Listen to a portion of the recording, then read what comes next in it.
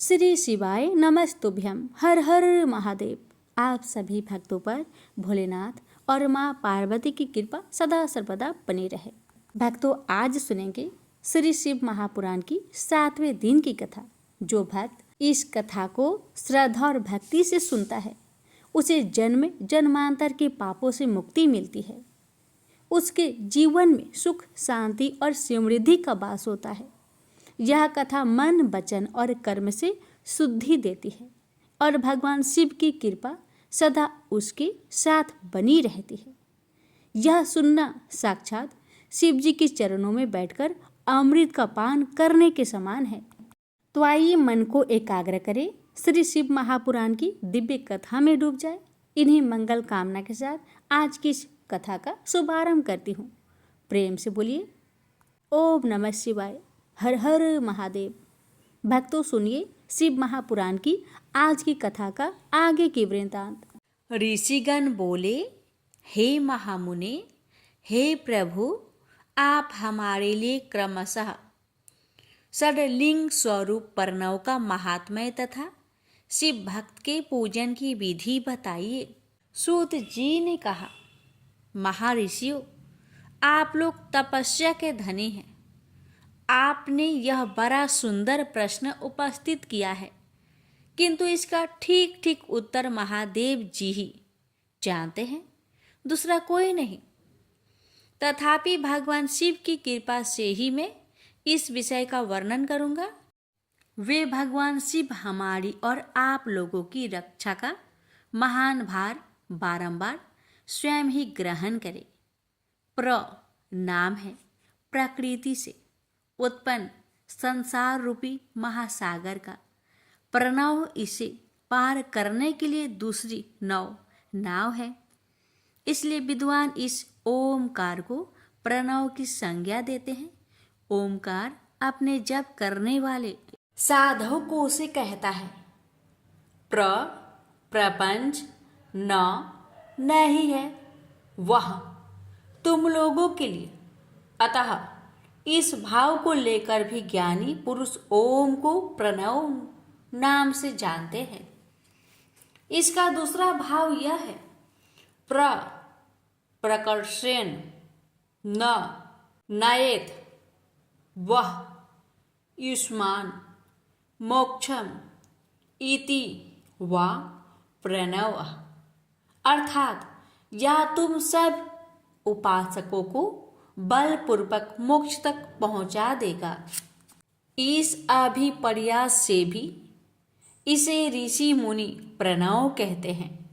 अपना जप करने वाले योगियों के तथा अपने मंत्र की पूजा करने वाले उपासक के समस्त कर्मों का नाश करके यह दिव्य नूतन ज्ञान देता है।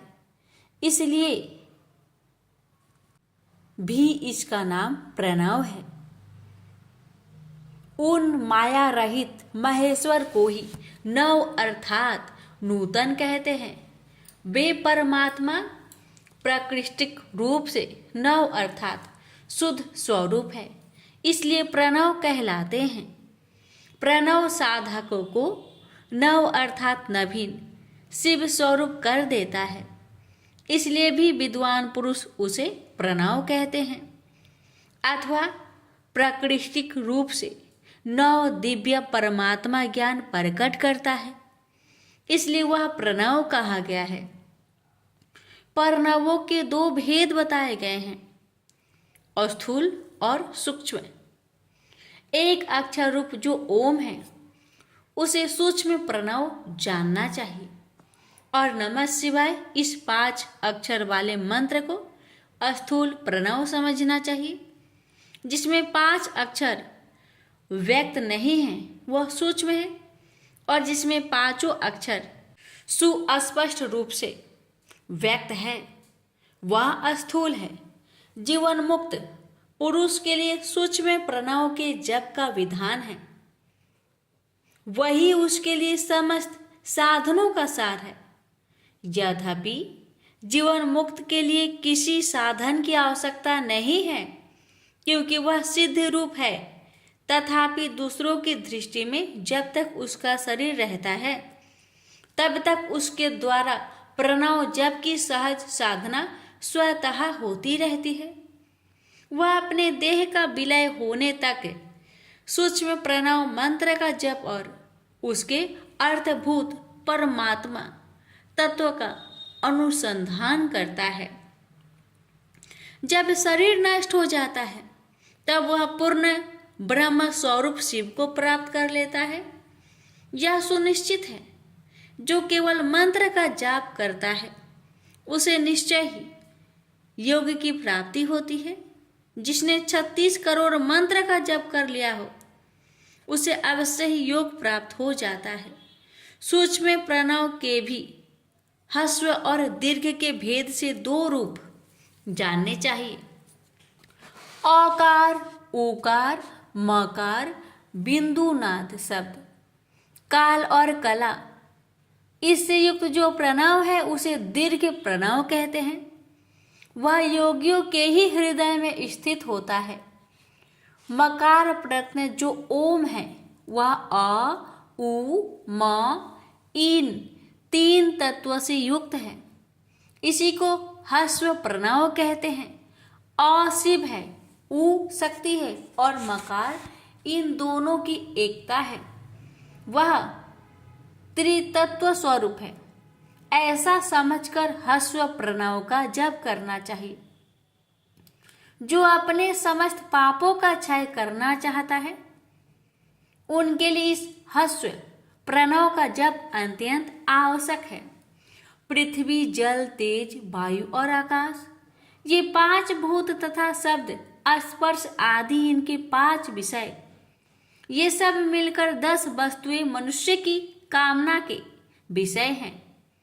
इनकी आशा मन में लेकर जो कर्म के अनुष्ठान में संलग्न होते हैं वे 10 प्रकार के पुरुष परवृत्त अनुष्ठानों में संलग्न होते हैं।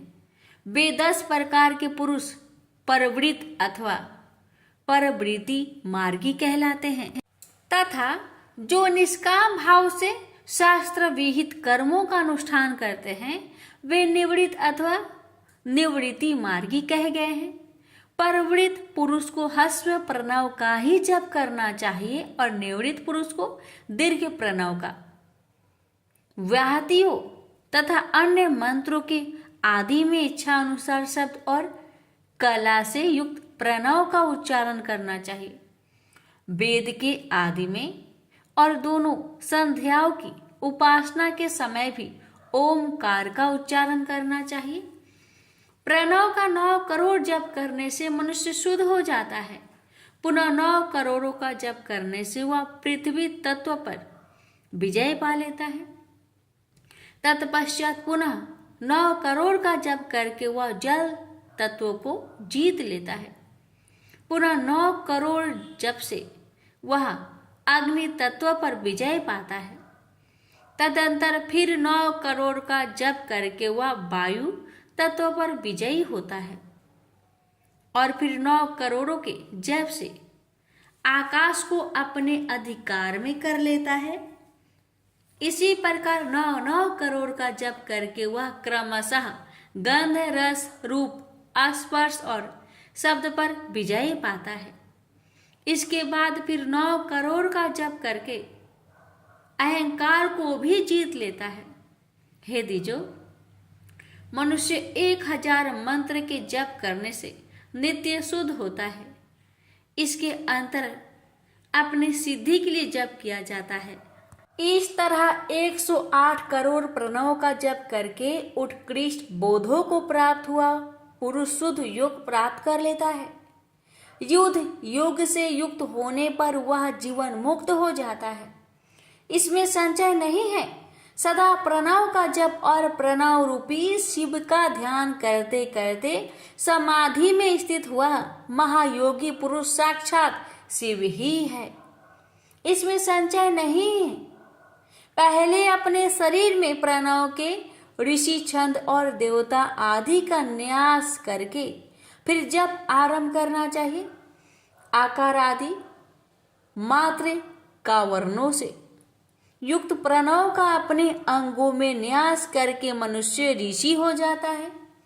मंत्र के 10 विध संस्कार, मातृकन्यास तथा षोडशोधन आदि के साथ संपूर्ण न्यास का फल उसे प्राप्त हो जाता है।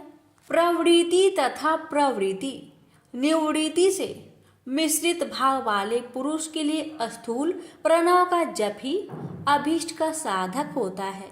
क्रिया तप और जप के योग से शिव योगी 3 प्रकार के होते हैं। वे क्रमशः क्रिया योगी, तप योगी और जप योगी कहलाते हैं। जो धन आदि वैभव से पूजा सामग्री का संचय करके हाथ आदि अंगों से नमस्कार आदि क्रिया करते हुए इष्ट देव की पूजा में लगा रहता है, वह क्रिया योगी कहलाता है। पूजा में संलग्न रहकर जो परिमित भोजन करता हुआ ब्रह्म इंद्रियों को जीतकर बस में किए रहता है और मन को भी बस में करके परद्रोह आदि से दूर रहता है, वह तपयोगी कहलाता है। इन सभी सद्गुणों से युक्त होकर जो सदा शुद्ध भाव से रहता है तथा समस्त काम आदि दोषों से रहित हो, शांत चित्त से निरंतर जप किया करता है, उसे महात्मा पुरुष जप योगी मानते हैं। जो मनुष्य 16 प्रकार के उपचारों से शिव योगी महात्माओं की पूजा करता है, वह शुद्ध होकर सालोक्य आदि की क्रमशः उत्तरोत्तर उत्कृष्ट मुक्ति को प्राप्त कर लेता है। हे द्विज, अब मैं जप योग का वर्णन करता हूं, आप सब लोग ध्यान देकर सुने।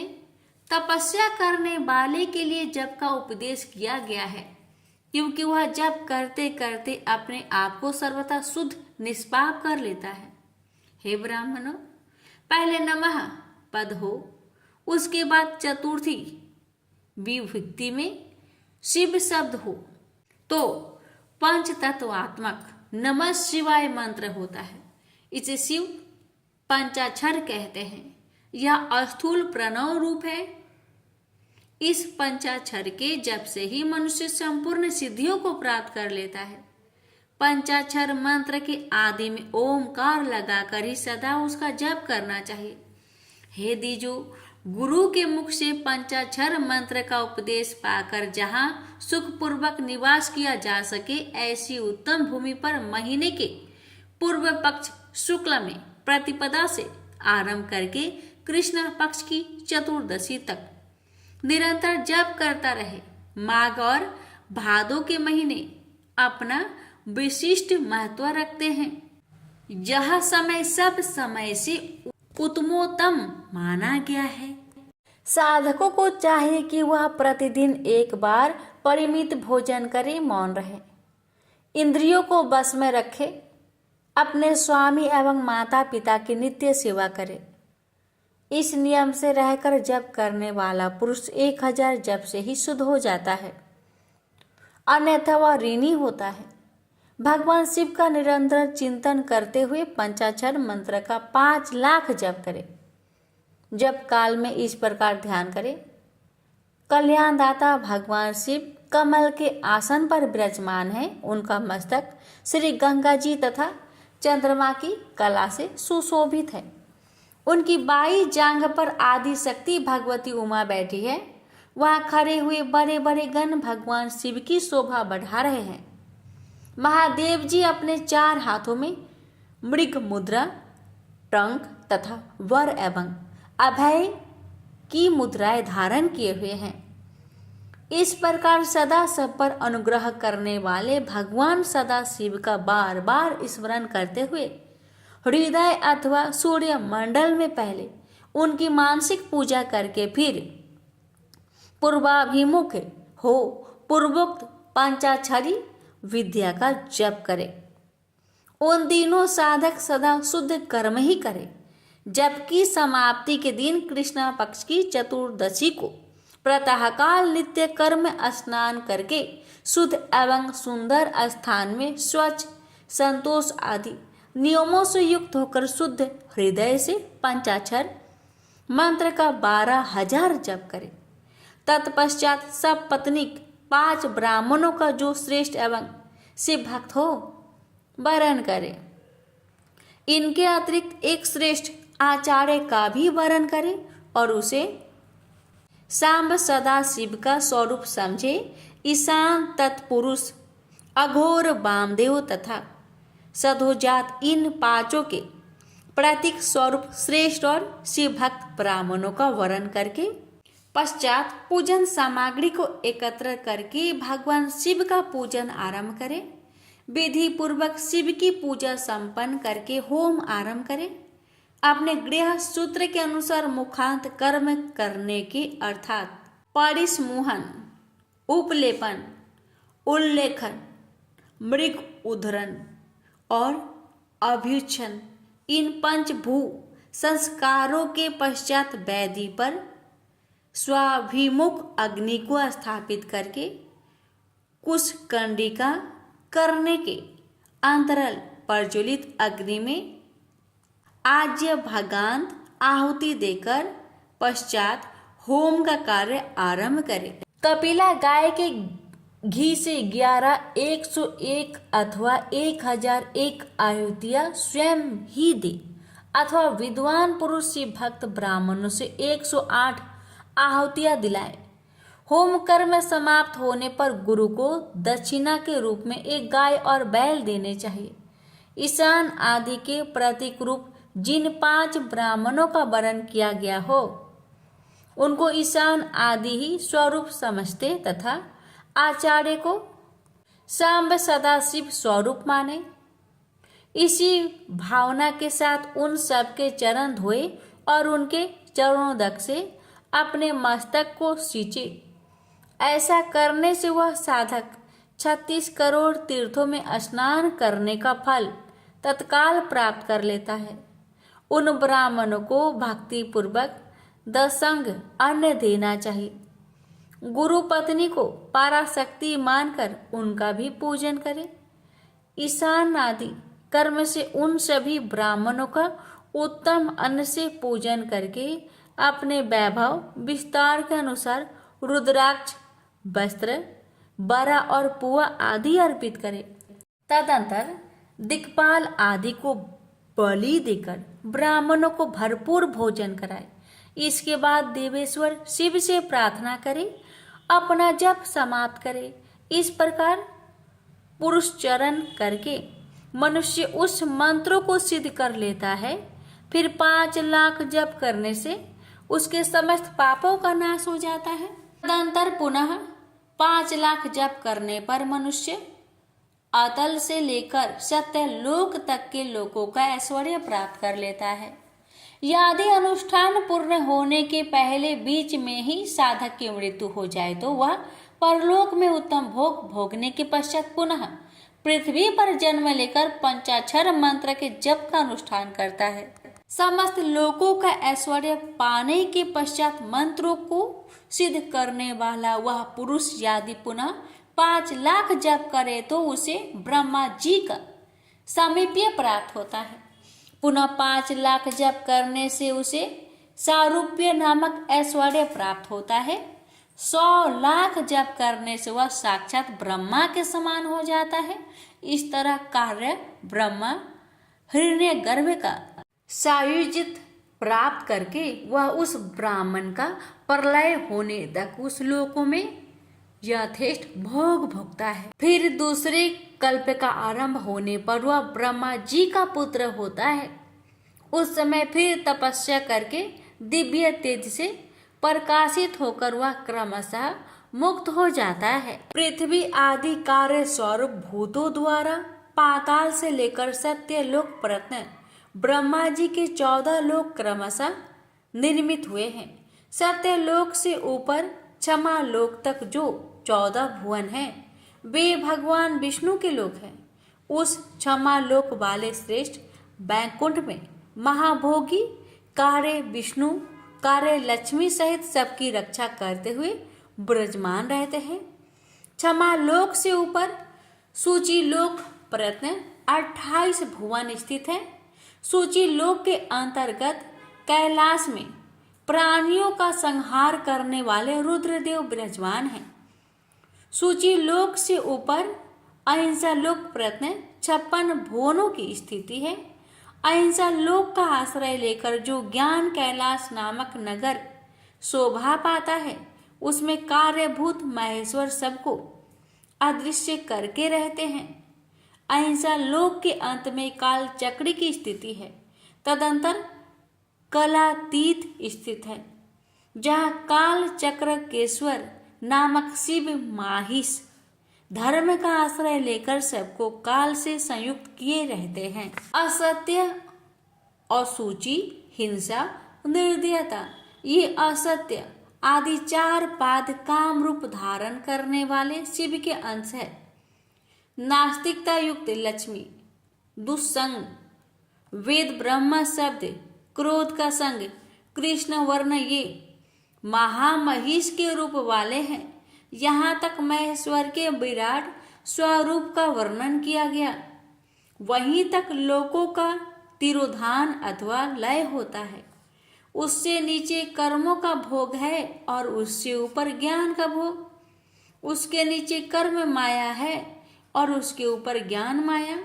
अब मैं कर्म माया और ज्ञान माया का तात्पर्य बता रहा हूँ।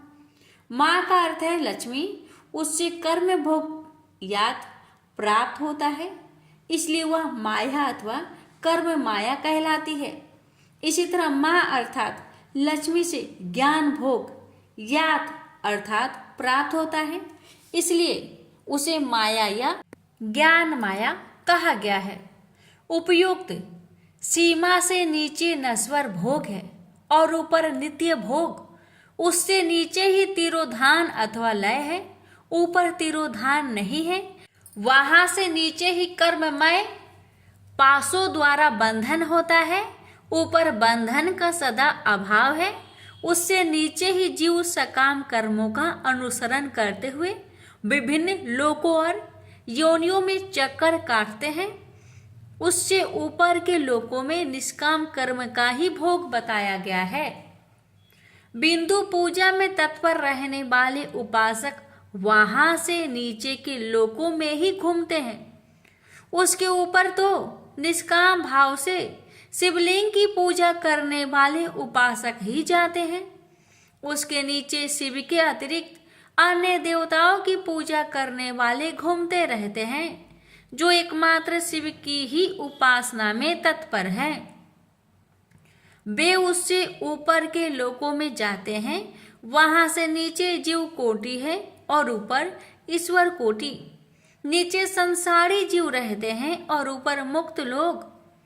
प्राकृत द्रव से पूजा करने वाले उसके नीचे रहते हैं और पौरुष द्रव से पूजा करने वाले उससे ऊपर रह जाते हैं।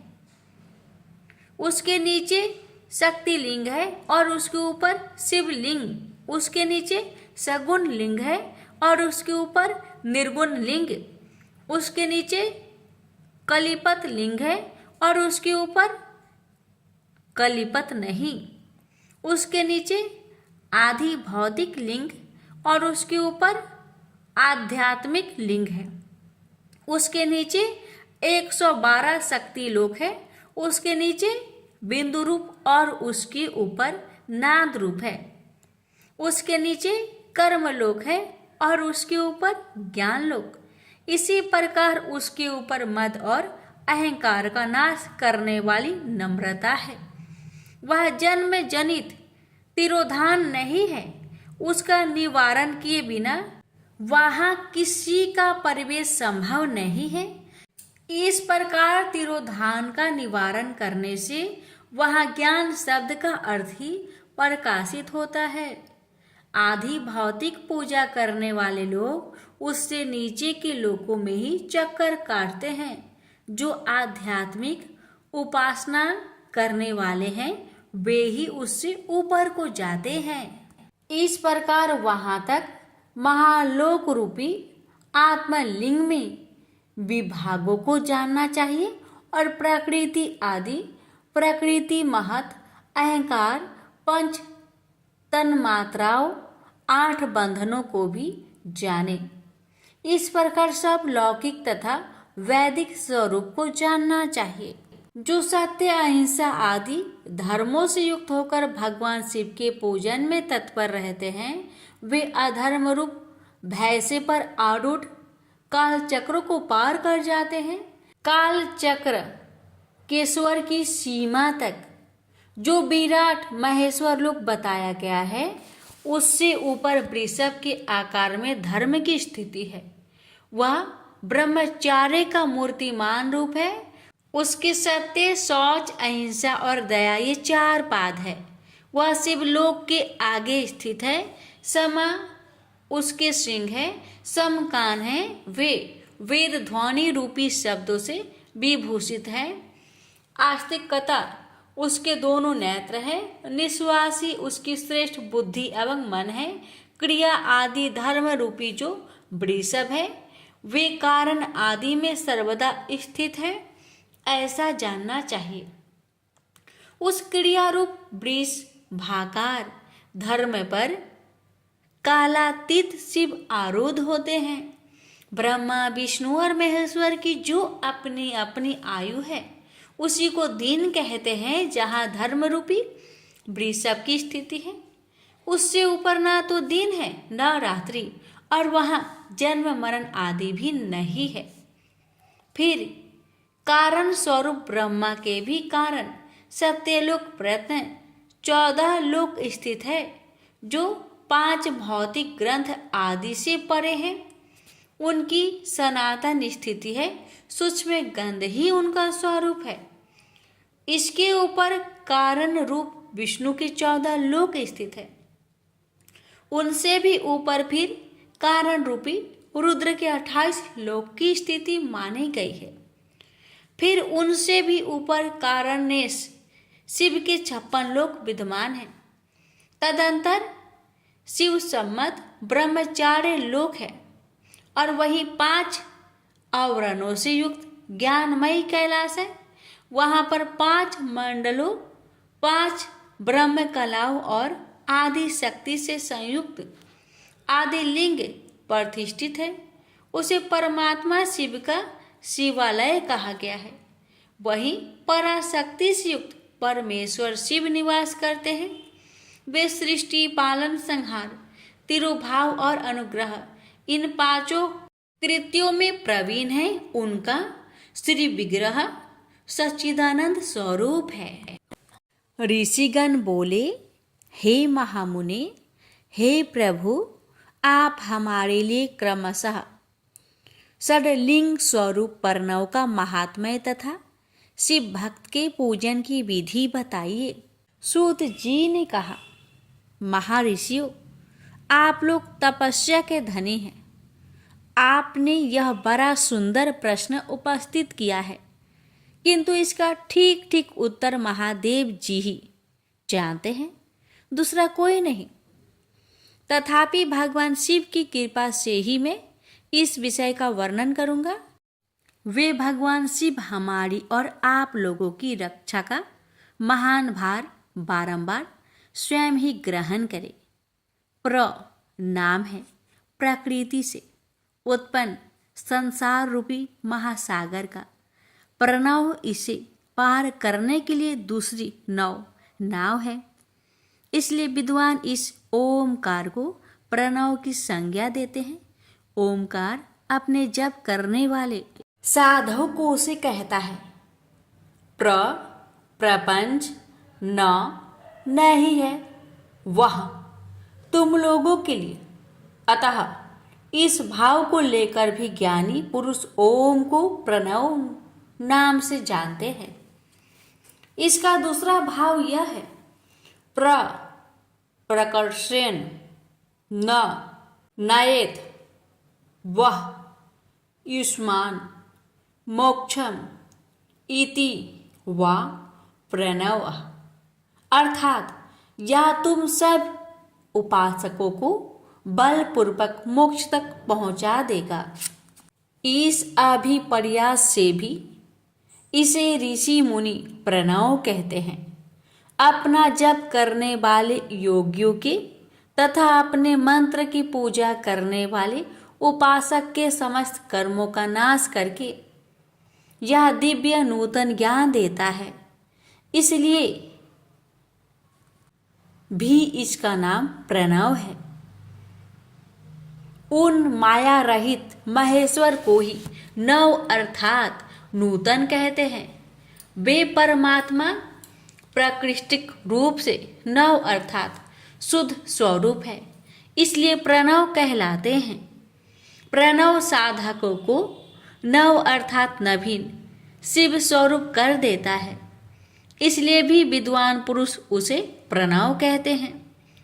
अथवा प्राकृतिक रूप से नव दिव्य परमात्मा ज्ञान प्रकट करता है, इसलिए वह प्रणव कहा गया है। प्रणवों के दो भेद बताए गए हैं, स्थूल और सूक्ष्म। एक अक्षर रूप जो ओम है उसे सूक्ष्म प्रणव जानना चाहिए, और नमः शिवाय इस 5 अक्षर वाले मंत्र को स्थूल प्रणव समझना चाहिए। जिसमें 5 अक्षर व्यक्त नहीं है वह सूक्ष्म है, और जिसमें 5 अक्षर सुस्पष्ट रूप से व्यक्त है वह स्थूल है। जीवन मुक्त पुरुष के लिए सूक्ष्म प्रणव के जप का विधान है, वही उसके लिए समस्त साधनों का सार है। यद्यपि जीवन मुक्त के लिए किसी साधन की आवश्यकता नहीं है, क्योंकि वह सिद्ध रूप है, तथापि दूसरों की दृष्टि में जब तक उसका शरीर रहता है तब तक उसके द्वारा प्रणव जप की सहज साधना स्वतः होती रहती है। वह अपने देह का विलय होने तक सूक्ष्म प्रणव मंत्र का जप और उसके अर्थभूत परमात्मा तत्व का अनुसंधान करता है। जब शरीर नष्ट हो जाता है तब वह पूर्ण ब्रह्म स्वरूप शिव को प्राप्त कर लेता है। यह सुनिश्चित है, जो केवल मंत्र का जाप करता है उसे निश्चय ही योग की प्राप्ति होती है। जिसने 36 करोड़ मंत्र का जप कर लिया हो उसे अवश्य ही योग प्राप्त हो जाता है। सूक्ष्म प्रणव के भी ह्रस्व और दीर्घ के भेद से 2 रूप जानने चाहिए।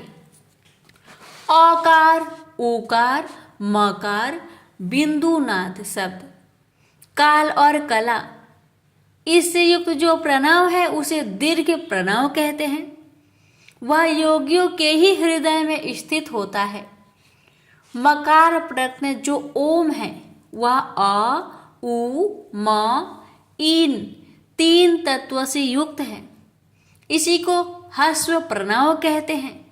अ शिव है, उ शक्ति है और मकार इन दोनों की एकता है। वह त्रितत्व स्वरूप है। ऐसा समझकर ह्रस्व प्रणव का जप करना चाहिए। जो अपने समस्त पापों का क्षय करना चाहता है उनके लिए इस ह्रस्व प्रणव का जप अत्यंत आवश्यक है।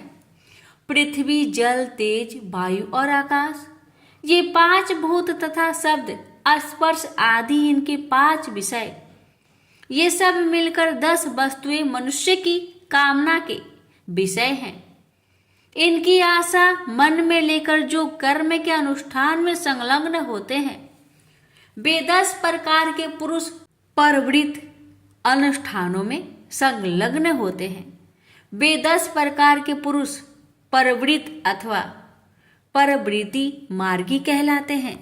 तथा जो निष्काम भाव से शास्त्र विहित कर्मों का अनुष्ठान करते हैं वे निवृत्त अथवा निवृत्ति मार्गी कहे गए हैं।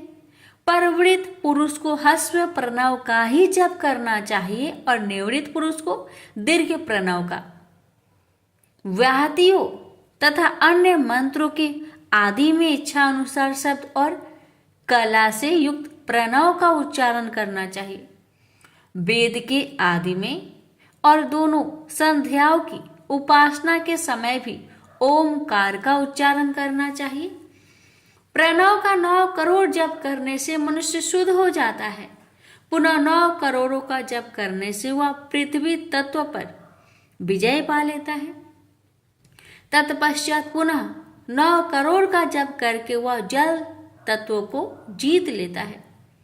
पुनः 9 करोड़ जप से वह अग्नि तत्व पर विजय पाता है। तदंतर फिर 9 करोड़ का जप करके वह वायु तत्व पर विजयी होता है और फिर 9 करोड़ों के जप से आकाश को अपने अधिकार में कर लेता है। इसी प्रकार 9 करोड़ का जप करके वह क्रमशः गंध, रस, रूप, स्पर्श और शब्द पर विजय पाता है। इसके बाद फिर 9 करोड़ का जप करके अहंकार को भी जीत लेता है। हे द्विजो, मनुष्य 1000 मंत्र के जप करने से नित्य शुद्ध होता है। इसके अंतर अपनी सिद्धि के लिए जप किया जाता है। इस तरह 108 करोड़ प्रणव का जप करके उत्कृष्ट बोधों को प्राप्त हुआ पुरुष शुद्ध योग प्राप्त कर लेता है। युद्ध योग से युक्त होने पर वह जीवन मुक्त हो जाता है। इसमें संचय नहीं है। सदा प्रणव का जप और प्रणव रूपी शिव का ध्यान करते करते समाधि में स्थित हुआ महायोगी पुरुष साक्षात शिव ही है। इसमें संचय नहीं है। पहले अपने शरीर में प्रणव के ऋषि, छंद और देवता आदि का न्यास करके फिर जप आरंभ करना चाहिए। आकार आदि मात्र का वर्णों से युक्त प्रणव का अपने अंगों में न्यास करके मनुष्य ऋषि हो जाता है। मंत्र के 10 विध संस्कार, मातृक न्यास तथा षोडशोधन आदि के साथ संपूर्ण न्यास का फल उसे प्राप्त हो जाता है। प्रवृत्ति तथा प्रवृत्ति निवृत्ति से मिश्रित भाव वाले पुरुष के लिए स्थूल प्रणव का जप ही अभीष्ट का साधक होता है। क्रिया, तप और जप के योग से शिव योगी 3 प्रकार के होते हैं। वे क्रमशः क्रिया योगी, तप योगी और जप योगी कहलाते हैं।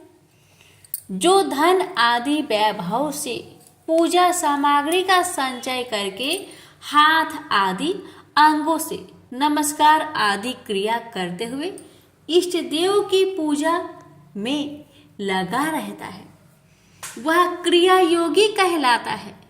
पूजा में संलग्न रहकर जो परिमित भोजन करता हुआ ब्रह्म इंद्रियों को जीतकर बस में किए रहता है और मन को भी बस में करके परद्रोह आदि से दूर रहता है, वह तप योगी कहलाता है। इन सभी सद्गुणों से युक्त होकर जो सदा शुद्ध भाव से रहता है तथा समस्त काम आदि दोषों से रहित हो, शांत चित्त से निरंतर जप किया करता है, उसे महात्मा पुरुष जप योगी मानते हैं। जो मनुष्य 16 प्रकार के उपचारों से शिव योगी महात्माओं की पूजा करता है, वह शुद्ध होकर सालोक्य आदि की क्रमशः उत्तरोत्तर उत्कृष्ट मुक्ति को प्राप्त कर लेता है। हे द्विज, अब मैं जप योग का वर्णन करता हूं। आप सब लोग ध्यान देकर सुने। तपस्या करने वाले के लिए जप का उपदेश किया गया है, क्योंकि वह जप करते करते अपने आप को सर्वथा शुद्ध निष्पाप कर लेता है। हे ब्राह्मणों, पहले नमः पद हो, उसके बाद चतुर्थी विभक्ति में शिव शब्द हो तो पंच तत्वात्मक नमः शिवाय मंत्र होता है। इसे शिव पंचाक्षर कहते हैं। यह स्थूल प्रणव रूप है। इस पंचाक्षर के जप से ही मनुष्य संपूर्ण सिद्धियों को प्राप्त कर लेता है। पंचाक्षर मंत्र के आदि में ओमकार लगाकर ही सदा उसका जप करना चाहिए। हे द्विजो, गुरु के मुख से पंचाक्षर मंत्र का उपदेश पाकर जहां सुखपूर्वक निवास किया जा सके, ऐसी उत्तम भूमि पर महीने के पूर्व पक्ष शुक्ल में प्रतिपदा से आरंभ करके कृष्ण पक्ष की चतुर्दशी तक निरंतर जप करता रहे। माघ और भादो के महीने अपना विशिष्ट महत्व रखते हैं। यह समय सब समय से उत्तमोत्तम माना गया है। साधकों को चाहिए कि वह प्रतिदिन एक बार परिमित भोजन करे, मौन रहे, इंद्रियों को बस में रखे, अपने स्वामी एवं माता पिता की नित्य सेवा करे। इस नियम से रहकर जप करने वाला पुरुष 1000 जप से ही शुद्ध हो जाता है, अन्यथा वह ऋणी होता है। भगवान शिव का निरंतर चिंतन करते हुए पंचाक्षर मंत्र का 5 लाख जप करे। जप काल में इस प्रकार ध्यान करे, कल्याणदाता भगवान शिव कमल के आसन पर विराजमान है। उनका मस्तक श्री गंगा जी तथा चंद्रमा की कला से सुशोभित है। उनकी बाई जांघ पर आदि शक्ति भगवती उमा बैठी है। वहाँ खड़े हुए बड़े बड़े गण भगवान शिव की शोभा बढ़ा रहे हैं। महादेव जी अपने 4 हाथों में मृग मुद्रा, टंक तथा वर एवं अभय की मुद्राएं धारण किए हुए हैं। इस प्रकार सदा सब पर अनुग्रह करने वाले भगवान सदा शिव का बार बार स्मरण करते हुए हृदय अथवा सूर्य मंडल में पहले उनकी मानसिक पूजा करके फिर पूर्वाभिमुख हो पूर्वोक्त पंचाक्षरी विद्या का जप करे। उन दिनों साधक सदा शुद्ध कर्म ही करे, जबकि समाप्ति के दिन कृष्ण पक्ष की चतुर्दशी को प्रातःकाल नित्य कर्म स्नान करके शुद्ध एवं सुंदर स्थान में स्वच्छ, संतोष आदि नियमों से युक्त होकर शुद्ध हृदय से पंचाक्षर मंत्र का 12,000 जप करे।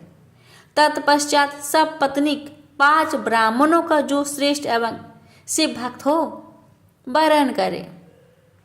इनके अतिरिक्त एक श्रेष्ठ आचार्य का भी वरण करे और उसे सांब सदा शिव का स्वरूप समझे। ईशान तत्पुरुष, अघोर वामदेव तथा सधोजात इन 5 के प्रतीक स्वरूप श्रेष्ठ और शिव भक्त ब्राह्मणों का वरण करके पश्चात पूजन सामग्री को एकत्र करके भगवान शिव का पूजन आरंभ करे।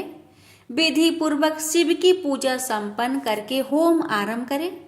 अपने गृह सूत्र के अनुसार मुखांत कर्म करने के अर्थात परिसमूहन, उपलेपन, उल्लेखन, मृग उद्धरण और अभ्युच्छन इन 5 भू संस्कारों के पश्चात वेदी पर स्वाभिमुख अग्नि को स्थापित करके कुशकंडिका करने के अंतराल प्रज्वलित अग्नि में आज्य भगांत आहुति देकर पश्चात होम का कार्य आरंभ करें।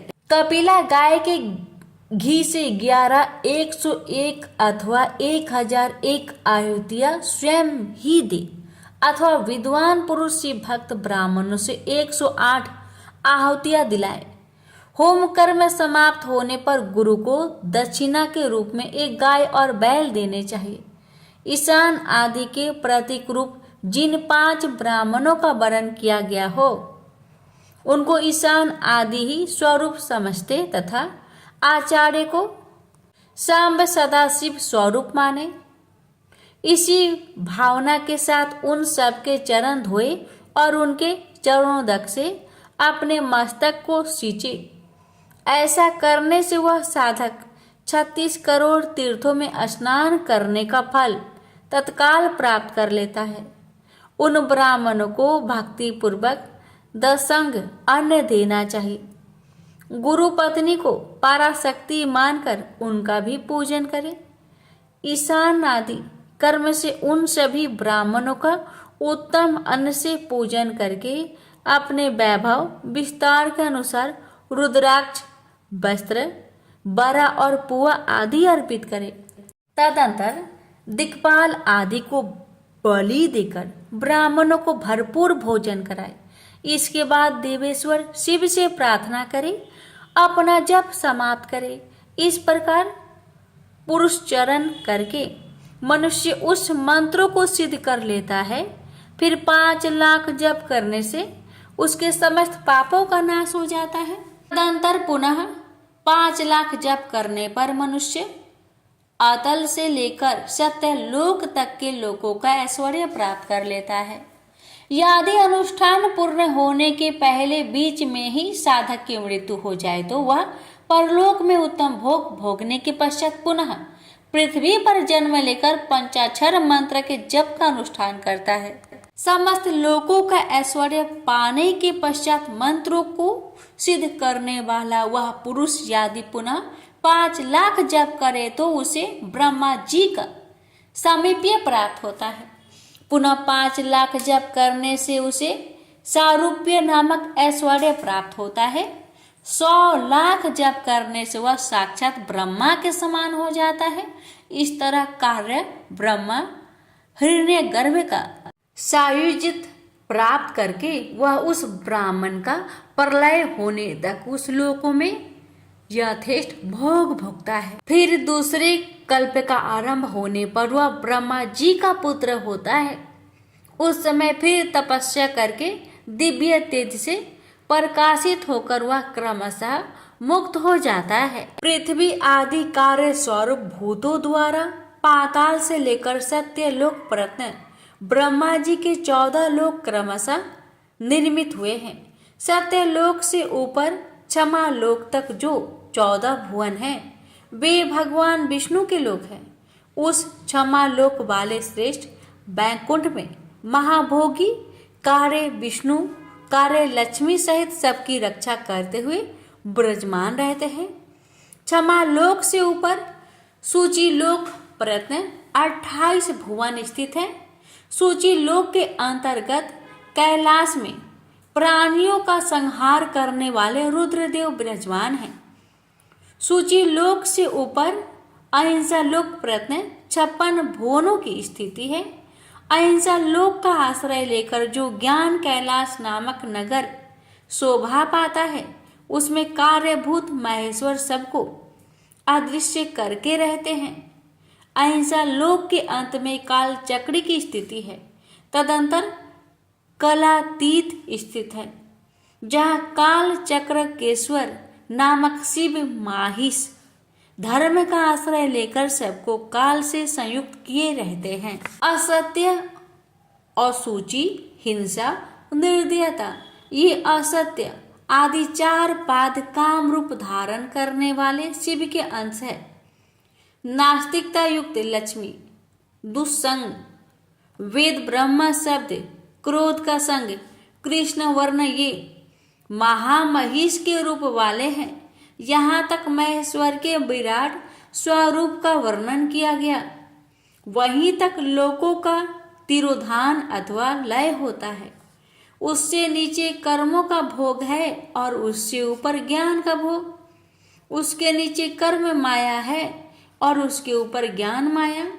अब मैं कर्म माया और ज्ञान माया का तात्पर्य बता रहा हूँ। माँ का अर्थ है लक्ष्मी, उससे कर्म भोग याद प्राप्त होता है, इसलिए वह माया अथवा कर्म माया कहलाती है। इसी तरह माँ अर्थात लक्ष्मी से ज्ञान भोग याद अर्थात प्राप्त होता है, इसलिए उसे माया या ज्ञान माया कहा गया है। उपयुक्त सीमा से नीचे नश्वर भोग है और ऊपर नित्य भोग। उससे नीचे ही तिरोधान अथवा लय है, ऊपर तिरोधान नहीं है। वहां से नीचे ही कर्ममय पासों द्वारा बंधन होता है, ऊपर बंधन का सदा अभाव है। उससे नीचे ही जीव सकाम कर्मों का अनुसरण करते हुए विभिन्न लोकों और योनियों में चक्कर काटते हैं। उससे ऊपर के लोकों में निष्काम कर्म का ही भोग बताया गया है। बिंदु पूजा में तत्पर रहने वाले उपासक वहां से नीचे के लोकों में ही घूमते हैं। उसके ऊपर तो निष्काम भाव से शिवलिंग की पूजा करने वाले उपासक ही जाते हैं। उसके नीचे शिव के अतिरिक्त अन्य देवताओं की पूजा करने वाले घूमते रहते हैं, जो एकमात्र शिव की ही उपासना में तत्पर हैं। वे उससे ऊपर के लोकों में जाते हैं। वहां से नीचे जीव कोटि है और ऊपर ईश्वर कोटि। नीचे संसारी जीव रहते हैं और ऊपर मुक्त लोग। प्राकृत द्रव से पूजा करने वाले उसके नीचे रहते हैं और पौरुष द्रव से पूजा करने वाले उससे ऊपर रह जाते हैं।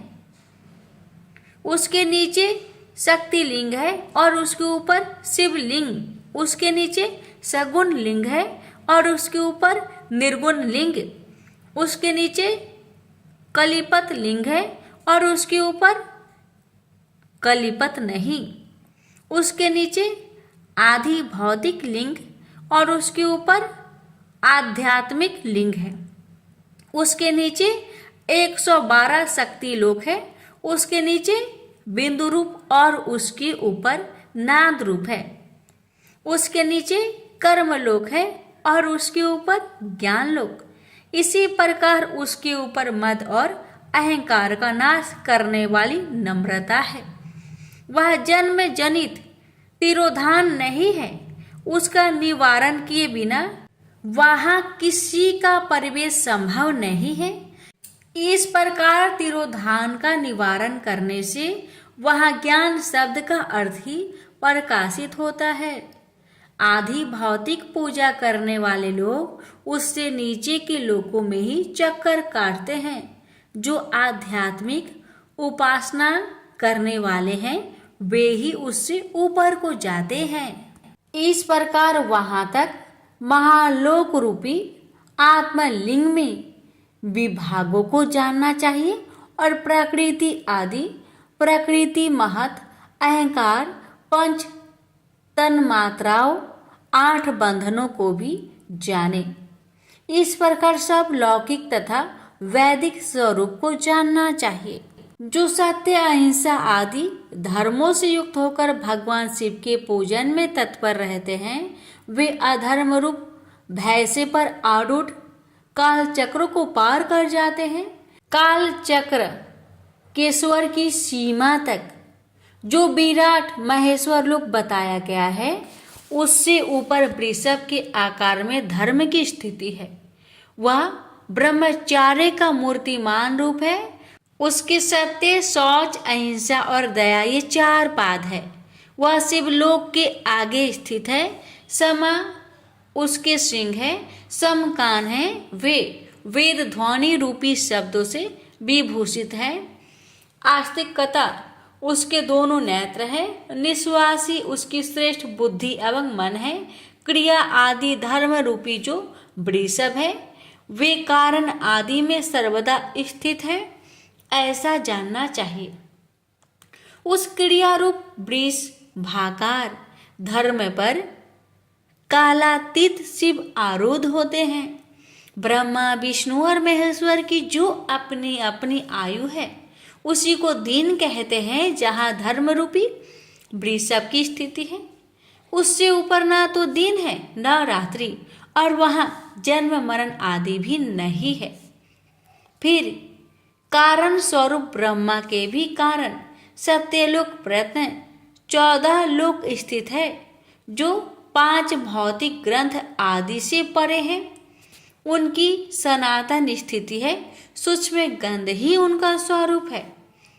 इसके ऊपर कारण रूप विष्णु के 14 लोक स्थित है। उनसे भी ऊपर फिर कारण रूपी रुद्र के 28 लोक की स्थिति मानी गई है।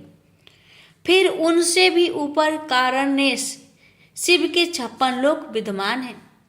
तदंतर शिव सम्मत ब्रह्मचार्य लोक है और वही 5 आवरणों से युक्त ज्ञानमयी कैलाश है। वहाँ पर 5 मंडलों, 5 ब्रह्म कलाओं और आदि शक्ति से संयुक्त आदि लिंग प्रतिष्ठित है। उसे परमात्मा शिव का शिवालय कहा गया है। वहीं पराशक्ति से युक्त परमेश्वर शिव निवास करते हैं। वे सृष्टि, पालन, संहार, तिरोभाव और अनुग्रह इन 5 कृत्यों में प्रवीण है। उनका श्री विग्रह सच्चिदानंद स्वरूप है। वे सदा ध्यान रूपी धर्म में ही स्थित रहते हैं और सदा सब पर अनुग्रह किया करते हैं। वे स्वात्मा राम हैं और समाधि रूपी आसन पर आसीन हो सुशोभित होते हैं। कर्म एवं ध्यान आदि का अनुष्ठान करने से क्रमशः साधन पथ में आगे बढ़ने पर उनका दर्शन साध्य होता है।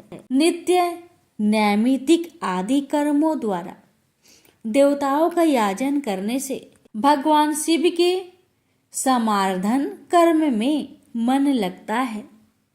क्रिया आदि जो शिव संबंधी कर्म है उनके द्वारा शिव ज्ञान सिद्ध करे। जिन्होंने शिव तत्व का साक्षात्कार कर लिया है अथवा जिन पर शिव की कृपा दृष्टि पड़ चुकी है वे सब मुक्त ही है, इसमें संचय नहीं है। आत्मा स्वरूप से जो स्थिति है वह मुक्ति है। एकमात्र अपने आत्मा में रमन या आनंद का अनुभव करना ही मुक्ति का स्वरूप है। जो पुरुष क्रिया तप जप ज्ञान और ध्यान रूपी धर्मों में भली भांति स्थित है वह शिव का साक्षात्कार करके स्वात्मा राम तत्व स्वरूप मोक्षों को भी प्राप्त कर लेता है।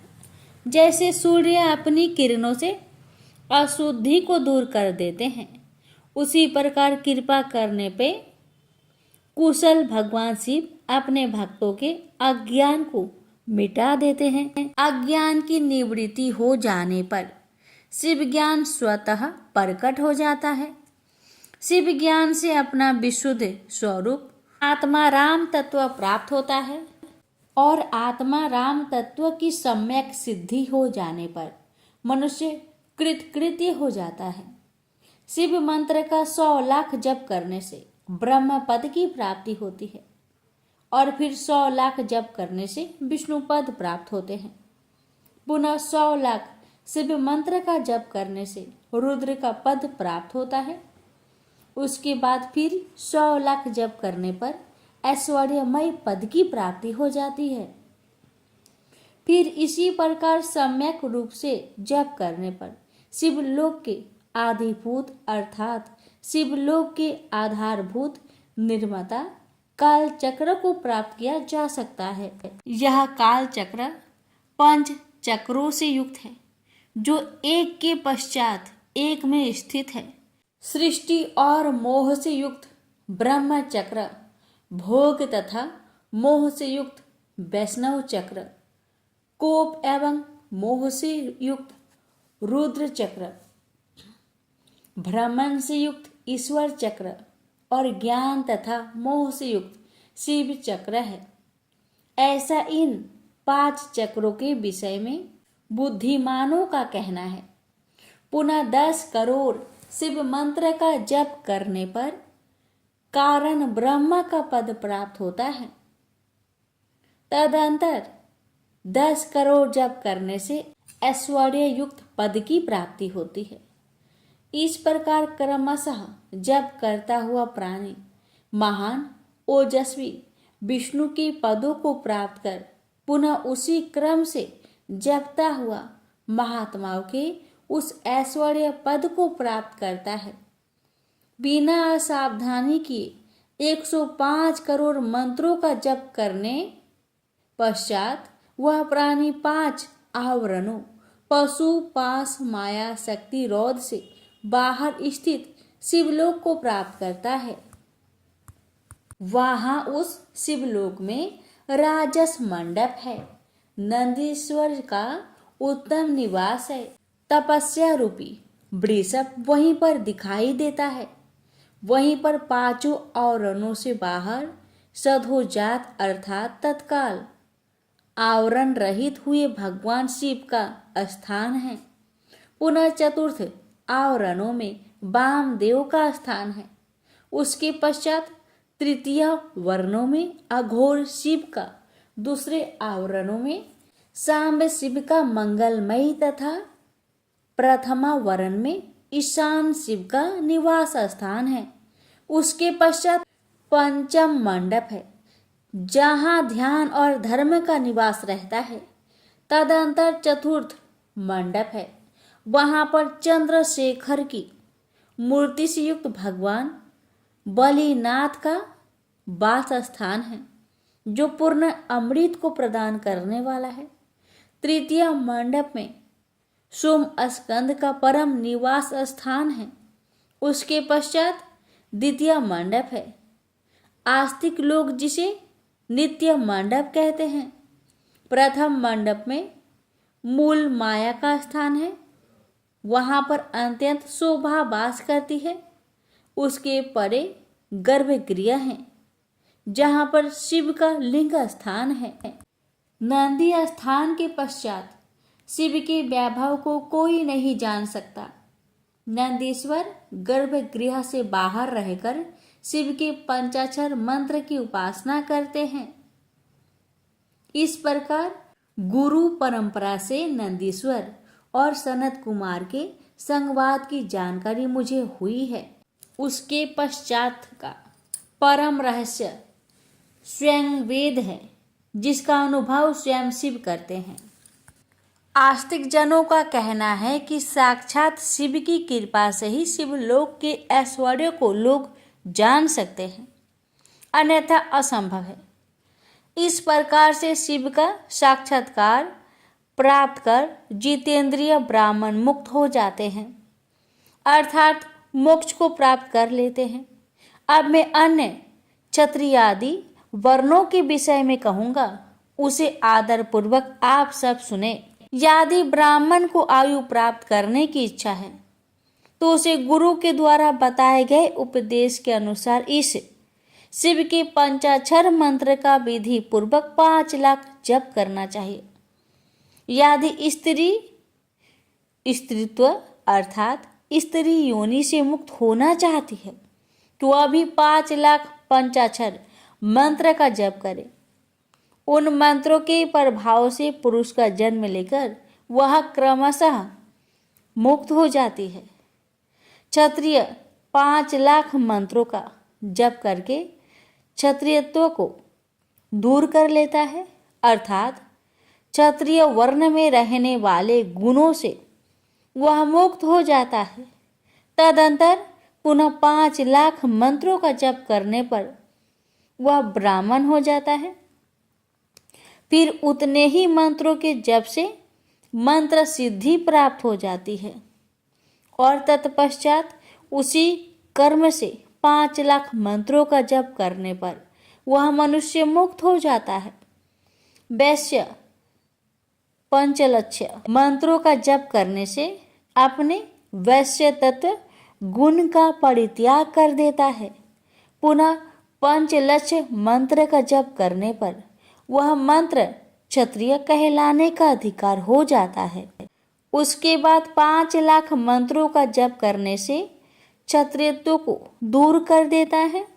तदंतर पुनः पंचलक्ष्य मंत्र का जप करके मंत्र ब्राह्मण कहलाने का अधिकारी हो जाता है। इसी प्रकार क्षुद्र भी मंत्र के अंत में नमः शब्द लगाकर यदि 25 लाख मंत्रों का जप करता है तो वह क्षुद्र मंत्र ब्रीप तत्व को प्राप्त द्विज ब्राह्मण हो जाता है। चाहे स्त्री हो अथवा पुरुष ब्राह्मण हो या अन्य ही कोई वर्ण हो, पंचाक्षर मंत्र का जप करने से सभी शुद्ध हो जाते हैं। जो कामना पूर्ति के लिए आतुर है उसे चाहिए कि वह नमः को आदि अंत में लगाकर शिव मंत्र का सदैव जप करता रहे। स्त्रियों तथा क्षुद्रों के लिए मंत्र का जाप ऐसा स्वरूप कहा गया है, उसी के अनुसार गुरु को भी चाहिए कि वह उन्हें निर्देश दे। साधक को चाहिए कि वह 5 लाख जप करके पश्चात भगवान शिव की प्रसन्नता के लिए महाअभिषेक एवं नैवेद्य निवेदन करके शिव भक्तों का पूजन करें। शिव भक्त की पूजा से भगवान शिव बहुत प्रसन्न होते हैं। शिव और उनके भक्त में कोई भेद नहीं है, वह साक्षात शिव स्वरूप ही है। शिव स्वरूप मंत्रों को धारण करके वह शिव ही हो जाता है। शिव भक्त का शरीर शिव रूप ही है, अतः उसकी सेवा में तत्पर रहना चाहिए। जो शिव के भक्त हैं वे लोक और वेद की सारी क्रियाओं को जानते हैं। जो क्रमशः जितना जितना शिव मंत्र का जप कर लेता है उसके शरीर को उतना शिव का सामीप्य प्राप्त हो जाता है। इसमें संचय नहीं है। शिव भक्त स्त्री का रूप देवी पार्वती का ही स्वरूप है। वह जितना मंत्र जपती है उसे उतना ही देवी का सानिध्य प्राप्त हो जाता है। बुद्धिमान व्यक्ति को शिव का पूजन करना चाहिए, इससे वह साक्षात मंत्र रूप हो जाता है। साधन स्वयं शिव स्वरूप होकर पराशक्ति का पूजन करे। शक्ति वैर मूर्ति तथा लिंग का चित्र बनाकर अथवा मिट्टी आदि से इनकी आकृति निर्माण करके प्राण प्रतिष्ठा पूर्वक निष्कपट भाव से इनका पूजन, शिवलिंग को शिव मानकर अपने को शक्ति स्वरूप समझकर, शक्ति लिंग को देवी और अपने को शिव रूप समझकर शिवलिंग को नाद रूप तथा शक्ति को बिंदु रूप मानकर परस्पर सटे हुए शक्ति लिंग और शिवलिंग के प्रति उपप्रधान और प्रधान की भावना रखते हुए जो शिव और शक्ति का पूजन करता है वह मूल रूपी भावना करने के कारण शिव रूप ही है। शिव भक्त शिव मंत्र रूप होने के कारण शिव के ही स्वरूप है। जो 16 उपचारों से उनकी पूजा करता है उसे अभिष्ट वस्तु की प्राप्ति होती है। जो शिव लिंगो उपासक शिव भक्ति की सेवा आदि करके उसे आनंद प्रदान करता है, उस विद्वान पर भगवान शिव बड़े प्रसन्न होते हैं। 5, 10 या 100 सप्तनिक शिव भक्तों को बुलाकर भोजन आदि के द्वारा पत्नी सहित उनका सदैव समादर करे। धन में, देह में और मंत्र में शिव भावना रखते हुए उन्हें शिव और शक्ति का स्वरूप जानकर निष्कपट भाव से उनकी पूजा करे। ऐसा करने वाला पुरुष शिव शक्ति स्वरूप होकर इस भूतल पर फिर जन्म नहीं लेता है। शिव भक्त की नाभि के नीचे का भाग ब्रह्म भाग तथा नाभि से ऊपर कंठ प्रयत्न का भाग विष्णु भाग और मुख शिवलिंग स्वरूप कहा गया है। मृत्यु के पश्चात जिनका दाह आदि संस्कार हुआ हो अथवा जो दाह आदि संस्कार से रहित हो उन पितरों के उद्देश्य से शिव को ही आदि पितर मानकर उनकी पूजा करनी चाहिए। पुनः आदि माता शिव की शक्ति की पूजा कर शिव भक्तों का पूजन करना चाहिए। ऐसा करने वाला पुरुष मरने के पश्चात क्रमशः पितृलोक को प्राप्त करता है। तदंतर उसे मुक्ति प्राप्त हो जाती है। 10 क्रियावान पुरुष से युक्त योगियों की अपेक्षा एक तपोयुक्त प्राणी श्रेष्ठ है।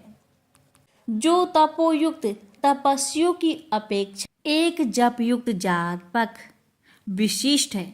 सहस्त्र जपयुक्त जापकों की अपेक्षा एक शिव ज्ञानी का विशेष महत्व है। 1 लाख शिव ज्ञानियों से शिव का ध्यान करने वाला एक ध्यानी श्रेष्ठ है और करोड़ ध्यानियों की अपेक्षा शिव के लिए एक समाधिष्ठ श्रेष्ठ है। इस प्रकार उत्तरोत्तर विशिष्टीय क्रम से की जाने वाली पूजा से प्राप्त फलों में विशिष्टता आ जाती है, जिनको जानना विद्वानों के लिए भी कठिन है।